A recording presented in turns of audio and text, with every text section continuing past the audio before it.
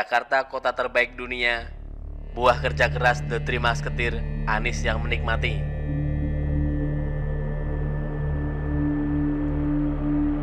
Jagat maya dihiasi oleh pemberitaan yang disampaikan langsung oleh Gubernur DKI lewat akun Twitternya dengan kalimat seperti ini. Alhamdulillah, Alhamdulillah, terbaik dunia. Ya, Jakarta terpilih sebagai kota terbaik di dunia dalam Sustainable Transport Award 2021. Tulis Anies di akun Twitternya @anisbaswedan Sabtu 31 Oktober 2020. Ini kabar menggembirakan sekaligus menggelikan menurut saya. Bagaimana tidak?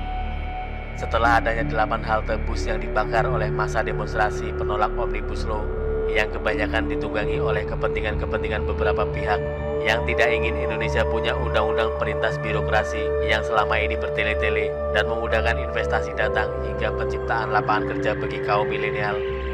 Tiba-tiba ada ganjaran penobatan DKI Jakarta sebagai kota terbaik di bidang transportasi, Sustainable Transport Award atau STA 2021. Dari mana dapatnya? Bukankah terbakarnya dan rusaknya fasilitas publik PT Transjakarta mencatat sebanyak 46 haltenya rusak? Sebanyak 17 halte mengalami rusak berat dan 7 halte diantaranya rusak karena terjadi pembakaran. Total kerugian mencapai 65 miliar rupiah. Di antaranya halte Transjakarta Sarinah, Bundaran Hotel Indonesia, Dukuh Atas, Tosari, dan Senen akan mempengaruhi penilaian DKI Jakarta dalam proses mendapatkan penghargaan itu. Selain dalam proses mempercantik, pembangunan halte dipastikan bakal mengusung konsep integrasi antar moda seperti MRT, LRT, hingga KRL. Saya tidak yakin dalam hati jika penghargaan itu murni. Pasti ada kong kali kongnya.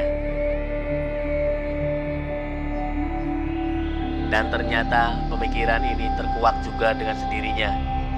Dilansir dari berita di trichannel.co mengungkapkan seperti ini. Direktur Eksekutif Haidar Alwi Institute atau HAI, R. Haidar Alwi, mencurigai adanya kong kali kong dalam penobatan Jakarta sebagai kota terbaik dunia dalam hal perbaikan sistem transportasi dan mobilitas kota oleh Institute for Transportation and Development Policy atau ITDP melalui Sustainable Transport Award atau STA Jumat 30 Oktober 2020. Meskipun berlabel organisasi nirlaba yang berbasis di Amerika Serikat, independensi ITDP patut diragukan.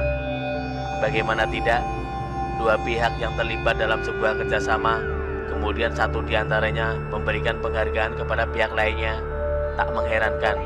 Sebagai pihak yang saling bekerja sama, Faila Sufa selaku Direktur ITDP memiliki kedekatan dengan Gubernur DKI Jakarta, Anies Baswedan.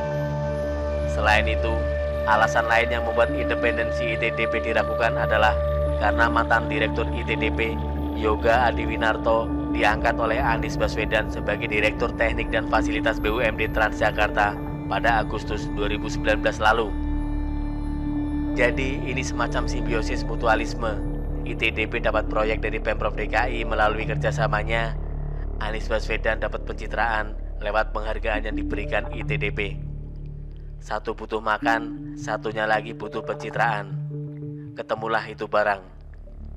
Ujar R. Haidar Alwi kepada Trichannel Sabtu 31 Oktober 2020. Jadi terkuak sudah pemirsa bahwa pemberian penghargaan Sustainable Transport Award atau STA itu bukan murni karena DKI Jakarta bagus transportasinya di bawah kepemimpinan Pak Nabut, tetapi karena memang ada udang di balik batu, sehingga terjadi simbiosis mutualisme atau ketergantungan antara dia dengan ITDP agar nama baik Wanabut itu terjaga demi popularitas menuju 2024. Kira-kira begitulah analisa saya kura-kura.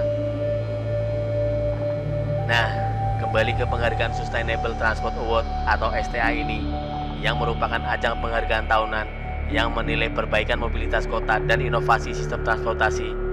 Penilaian yang dilakukan oleh komite juri mencakup visi, konsep, dan eksekusi yang dijalankan setiap kota.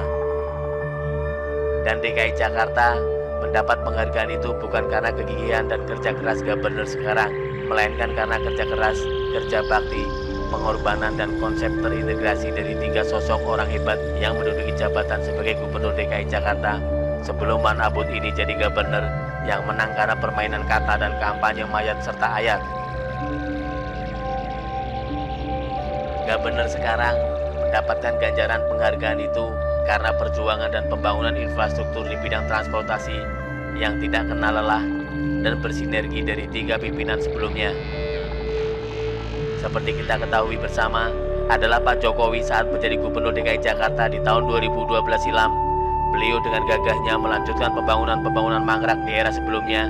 Sama seperti sekarang, beliau tetap pada bagian melanjutkan pembangunan mangkrak di era pemerintahan 10 tahun SBY. Pak Jokowi merealisasikan ambisi DKI Jakarta memiliki sarana dan moda transportasi selevel MRT atau Mass Rapid Transit. Pak Jokowi menunjukkan komitmen dan tanggung jawab agar proyek itu tetap berjalan. Salah satunya, Pak Jokowi siap menandatangani surat tanggung jawab mutlak yang dikeluarkan Menteri Keuangan terkait mega proyek MRT. Dia menandatanganinya saat dana pinjaman dicairkan bersama Ahok. Mereka bahu-membahu merealisasikan proyek MRT ini. Walau banyak tentangan dan rintangan, terutama cibiran bahwa proyek ini tidak membawa keuntungan, padahal jelas-jelas MRT ini sangat memberi manfaat dan keuntungan bagi publik Jakarta yang menginginkan moda transportasi cepat demi menghindari kemacetan yang sangat luar biasa di DKI. Dan ketika Pak Jokowi menang di Pilpres dan menjadi Presiden Republik Indonesia, otomatis Pak Ahok yang menjadi wakilnya di DKI naik podium dan melanjutkan perjuangan Pak Jokowi untuk mewujudkan proyek MRT ini. Dari tahun 2014, Pak Ahok berkonsentrasi agar jalur MRT Jakarta. Lalu, beliau juga mulai membangun LRT Jabodetabek, Transjakarta, kereta api Banda, dan pembangunan 6 tol dalam kota. Dan sosok ketiga, jikalau juru bicara kepresidenan Bang Fajrul Rahman di Twitternya memuji sosok ketiganya adalah Sutioso, maka saya menyematkan orang ketiga dalam The Three Musketeers yang mewujudkan transportasi oke di DKI Jakarta adalah mantan gubernur juga. Dia adalah Jarod Saiful Hidayat yang melanjutkan ide-ide Pak Jokowi dan Ahok dalam penggunaan big data dan juga pembangunan dan pengintegrasian sejumlah moda transportasi, yakni MRT, LRT, kereta bandara, dan komuter lain sudah terhubung. Namun sayang, Pak Jarod hanya sebentar dan kalah dalam pilkada DKI yang penuh dengan intrik dan kecurangan, termasuk menghalalkan segala cara pasangan Anies Uno. Jadi, intinya karena kerja keras dan penuh perjuangan dari 3 sosok pemimpin sebelum Man Abud ini, yang saya sebut The Three Musketeers, Pak Jokowi, Ahok, dan Jarod, untuk bersinergi membangun MRT, LRT, Transjakarta, dan moda transportasi lainnya yang terintegrasi dan terhubung hingga mampu dioperasikan adalah persembahan mereka hingga datanglah Man Abud yang tinggal menikmati hasilnya. Ya, semoga warga DKI bukanlah warga yang seperti kacang lupa akan kulitnya. Semoga warga DKI dan masyarakat umum ingat bahwa keberhasilan DKI meraup titel atau penghargaan sekelas penghargaan internasional di bidang transportasi Sustainable Transport Award atau STA 2021 adalah buah jerih payah pemimpin sebelumnya, The Three Musketeers, Pak Jokowi, Pak Ahok, dan Pak Jarod. Dan yang menikmatinya adalah Man Abud, Anies, yang tinggal memoles dengan kata-kata dan sedikit sentuhan lagi. Begitulah kura-kura pemirsa. Bagaimana menurut Anda? Artikel ini dikutip dari siwo.com, ditulis oleh Agus Oloan.